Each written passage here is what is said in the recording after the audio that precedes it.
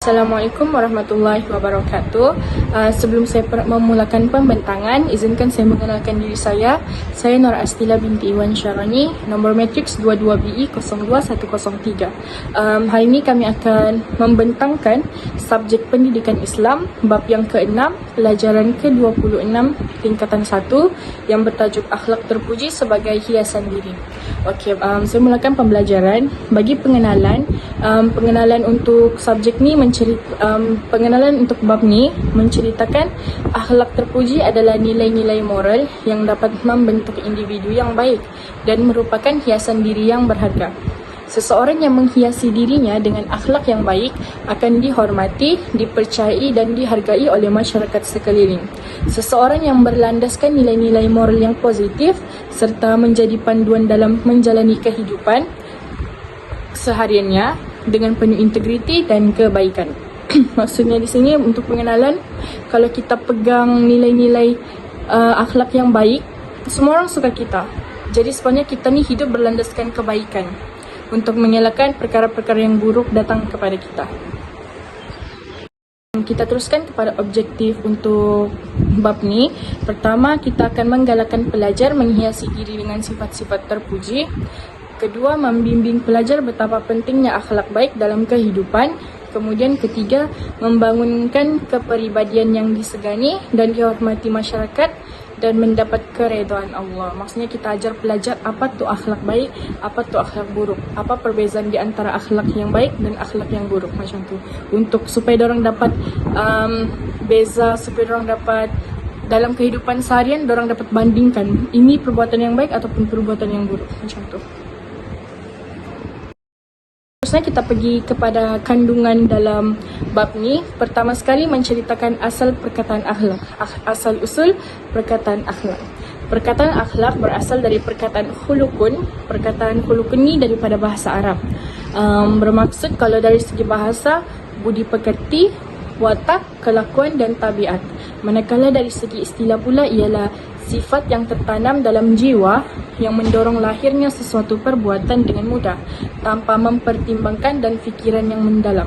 Maksudnya akhlak ni kita tak perlu pun akhlak dekat sini maksudnya perkara yang kita sedang fikir kita mau buat, itu akhlak.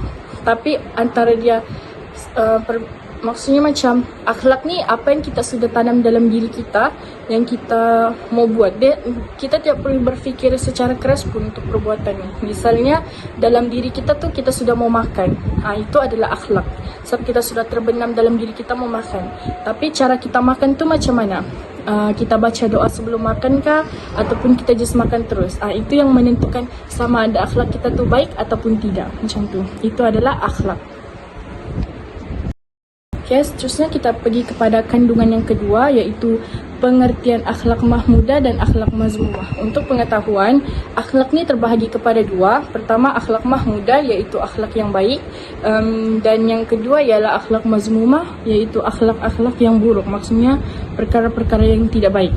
Akhlak mahmudah bermaksud sifat dan tingkah laku terpuji yang terdapat pada diri seseorang yang bertetapan dengan nilai dan perakuan syarak. Manakala akhlak mazmumah, sifat dan tingkah laku yang keji terdapat pada diri seseorang yang berlawanan dengan nilai dan perakuan syarak. Maksudnya akhlak ni itu yang kita mau tetapkan, tapi apa yang kita buat, apa yang menentukan kita punya perbuatan tu baik atau buruk adalah masa kita buat tu. Macam tadi saya kata, contoh kita niatkan kita mau makan, itu adalah akhlak. Kemudian sebelum kita makan, apa kita buat? Kita baca doa. Kalau kita baca doa, berarti itu adalah akhlak mahmudah. Tapi sebelum, contoh misalnya, kita sudah niat mau makan, tapi kita makan tu, terus makan, dah baca doa, dah cuci tangan, itu adalah akhlak mazmumah, macam tu. Itu yang dimaksudkan dengan akhlak mahmudah dan akhlak mazmumah. Okay, seterusnya kita pergi kepada dalil yang menunjukkan kelebihan akhlak. Akhlak ni sangat dititik beratkan sebenarnya, sebab akhlak ni yang mencerminkan diri kita. Kalau seseorang tu berakhlak, dia akan disegani ramai. Maksudnya semua orang suka dekat dia. Okay, terdapat kami akan bagi dua dalil yang menekankan kepentingan akhlaknya. Dalil yang pertama, an Abi Hurairah qala Rasulullah sallallahu alaihi wasallam, akmalul mu'minina imanan ahsanuhum khuluqan. Yang bermaksud, Abu Hurairah radhiyallahu anhu menyatakan bahawa Rasulullah sallallahu alaihi wasallam bersabda, orang mukmin yang paling sempurna imannya ialah orang yang paling baik akhlaknya. Menunjukkan di sini kalau seseorang tu beriman, dia memang berakhlak. Ini menunjukkan macam kita boleh nampak orang yang berperangai buruk ni, iman dia macam kurang. Faham? Iman dia kurang. Dia tidak, sebab personality diri kita ni menunjukkan daripada iman kita. Macam mana gaya kita, begitulah iman kita. Kalau kita nampak orang tu baik, mestilah dalaman dia pun baik kan. Kiranya macam akhlak ni mencerminkan dalaman kita. Kalau orang tu sudah suka mencuri, suka mencuri, tengok benda-benda yang tidak berfaedah, suka bazir masa, kita boleh nampak di situ. Biarpun kita tak tahu dalaman dia, tapi kita boleh dapat agak dia tu orang yang macam mana daripada akhlak dia. Macam tu. Seterusnya, dalil yang kedua, inna min ahabbikum ilayya wa aqrabikum minni majlisan yaumal qiyamati ahasinakum akhlaqa. Yang bermaksud, sesungguhnya orang yang paling aku cintai dalam kalangan kamu dan paling dekat kedudukannya denganku pada hari akhirat ialah orang yang paling baik akhlaknya. Rasulullah sendiri menekankan bahawa orang yang berakhlak ni lah yang paling Rasulullah sukai. Sebab tu adanya sunnah. Sunnah ni maksudnya macam perkara-perkara yang patut kita buat sebelum kita buat sesuatu tu. Sunnah ni dia macam kalau kita buat benda tu kita dapat pahala, macam tu. Itu macam adab kita ataupun etika kita untuk melakukan sesuatu. Misalnya beruduk, kita boleh macam wudu ada sunat, ada yang wajib. Misalnya kalau kita ambil wudu, ada benda yang wajib kita ambil dan tinggalkan benda yang tidak wajib.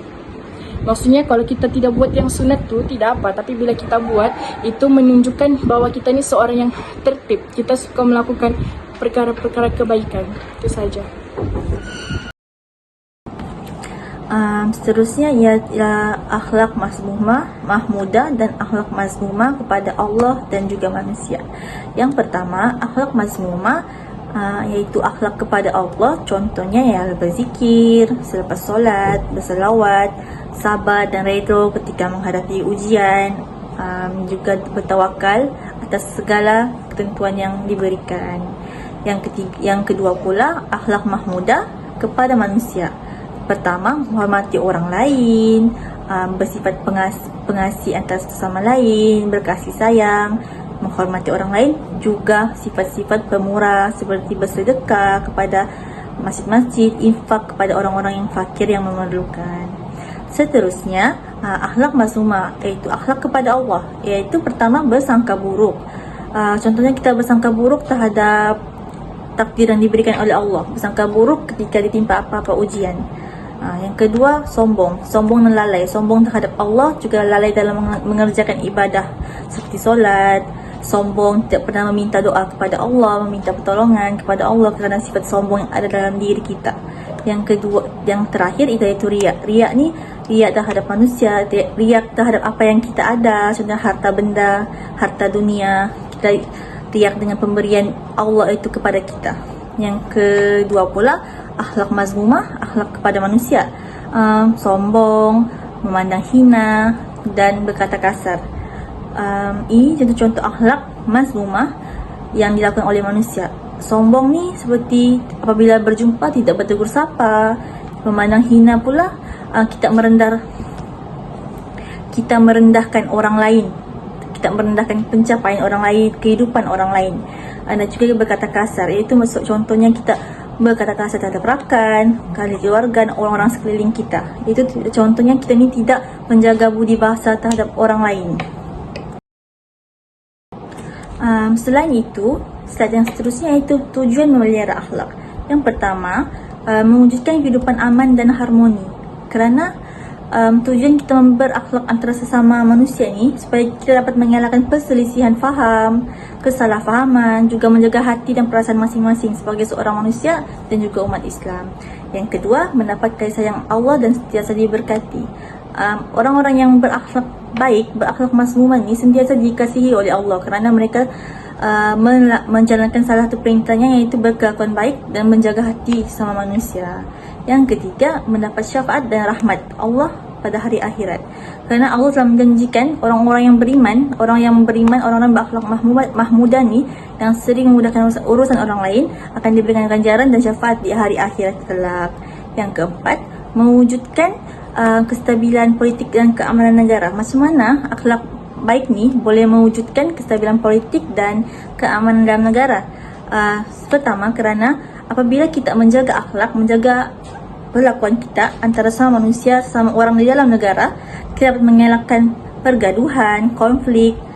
Seperti contoh, kita menghormati sesama kaum, kita dapat mengelakkan perselisihan kaum, juga dapat mengeratkan silaturahim antara sesama rakyat dalam negara ini. Yang keempat, membentuk hubungan baik antara hamba dan Allah. Kerana dengan adanya sifat-sifat yang baik, mahmudah, seperti sifat mahmudah ni, contoh-contohnya berzikir, berselawat, menjaga amal ibadat, menjaga tutur kata, kita dapat membentuk hubungan baik dengan Allah. Hubungan kita dengan Allah, hubungan kita juga dengan manusia. Kerana kita sentiasa mentaati segala perintahnya dan menjauhi larangannya. Juga kita meletakkan kebergantungan kita tu kepada Allah Subhanahu Wa Taala sahaja. Seterusnya juga ialah kesan tidak memelihara akhlak. Pertama, kesan tidak memelihara akhlak ini ialah meruntuhkan maruah diri dan hina di sisi Allah. Kerana Allah amat tidak suka kepada orang yang mengamalkan tidak berakhlak, iaitu orang-orang yang tidak menjaga silaturahim antara sesama manusia. Kerana Allah menitik beratkan sifat-sifat mahmudah dalam diri seorang manusia agar kehidupan kita dalam dunia ni sentiasa aman dan sejahtera tanpa apa-apa perselisihan. Yang kedua, kesan tidak berakhlak ni dimurkai oleh Allah. Dimurkai oleh Allah ni ialah seperti contoh, Allah tidak akan memberikan hidayah ataupun Allah akan tidak berapa menyukai kita punya segala tindakan tu, tidak akan mendapat ridha Allah kerana kita melakukan perkara yang Allah tidak suka, iaitu berakhlak mazmumah, berkelakuan buruk. Yang ketiga, dipandang hina oleh manusia. Kenapa kita dipandang hina oleh manusia? Kerana apabila kita tidak berakhlak, setiap kata-kata yang keluar dari mulut kita tu akan menyakiti hati orang lain. Setiap perlakuan kita tu akan menyakiti orang lain secara kita tidak sedar. Kerana akhlak-akhlak ini amat sering menyakiti orang kerana ianya tidak bagus untuk diamalkan seharian. Dalam kandungan seterusnya kami memaparkan satu video di mana video tersebut memaparkan menjelaskan contoh-contoh baik dan contoh-contoh akhlak yang baik dan contoh-contoh akhlak yang buruk dalam video tersebut. Video berdurasi selama 3 minit ataupun 2 minit. Dan hal ini kami memaparkan video agar pelajar-pelajar lebih memahami ataupun lebih dapat melihat dengan jelas contoh-contoh akhlak baik dan contoh-contoh akhlak yang buruk. Baiklah, di kandungan seterusnya kita dapat lihat kami meletakkan beberapa soalan, iaitu terdapat 4 soalan di dalam latihan tersebut untuk menguji minda pelajar-pelajar dengan beberapa soalan. Pelajar boleh menjawab sama ada soalan itu benar ataupun salah.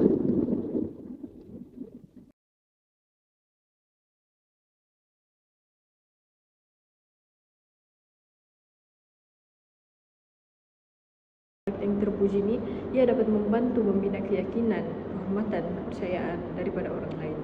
Maksudnya akhlak terpuji ini adalah satu perbuatan yang dapat membantu meyakinkan diri seseorang, memberi kepercayaan kepada orang lain, dan merupakan satu perbuatan yang menunjukkan kita hormat terhadap orang lain. Akhlak ini mencerminkan keimanan seseorang dan ketakwaan terhadap Allah. Dan seseorang yang berakhlak mulia ataupun berakhlak terpuji dapat menjaga keharmonian sesebuah negara. Itu sahaja daripada kami. kami berharap pelajar-pelajar yang menggunakan Kuswe daripada kami dapat memahami maksud daripada bab 6 pelajaran 26 tingkatan 1 ini, iaitu akhlak sebagai hiasan diri, dan dapat melihat lebih jelas apakah yang ada di dalam DSKP tajuk tingkatan 1 akhlak terpuji sebagai hiasan diri ini.